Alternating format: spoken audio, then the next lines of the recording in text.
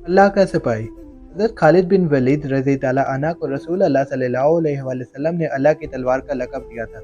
आपने अपनी दलेरी और बहादुरी से साबित कर दिखाया कि आप वाक़ई अल्लाह की तलवार हैं। ईरान, इराक और शाम के मुल्क आपने फ़तह करके इस्लामी हुकूमत में शामिल किए।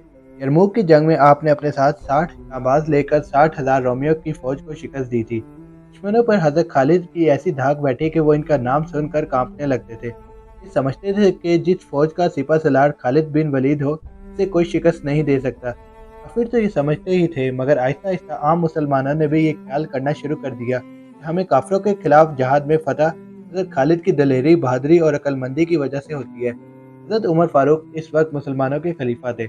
आपने ये सोचा कि मुसलमानों को तो ये अक़ीदा रखना चाहिए कि फ़तह और शिकस्त खुदा के हाथ में है। ये ख्याल भी नहीं करना चाहिए कि इस्लामी फतवात किसी खास आदमी की हिम्मत और दनाई का नतीजा है। सोचकर आपने हज़रत खालिद को सिपा सलारी के ओहदे से हटा दिया और इनकी जगह हज़रत अबू उबैदा को सिपा सलार मुकर्रर कर दिया। इस वक्त हज़रत उमर का खत हज़रत खालिद के पास पहुंचा। इस वक्त मुल्क शाम में लड़ाई हो रही थी। मुसलमान काफिरों के खिलाफ लड़ रहे थे। हज़रत खालिद सिपा सलार थे और हज़रत अबू उबैदा इनके मातहत थे। हज़रत उमर का खत हज़रत खालिद को मिला तो आप वो खत लेकर हज़रत अबू उबैदा के पास गए और कहा, अमीरुल मोमिनीन ने आज ही आपको इस्लामी लश्कर का सिपा सलार मुकर्रर कर दिया है। अब मैं आपका मातहत हूँ और आप मेरे अफसर हैं। आप जो हुक्म देंगे मैं से मानूंगा।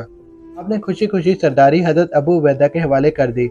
फिर काफिरों के खिलाफ जंग में इसी तरह दलेरी और बहादुरी से लड़ते रहे। किसी ने कहा, अब तो आप इस्लामी लश्कर के सलार नहीं रहे, अब आप जंग में इतनी दिलचस्पी क्यों लेते हैं?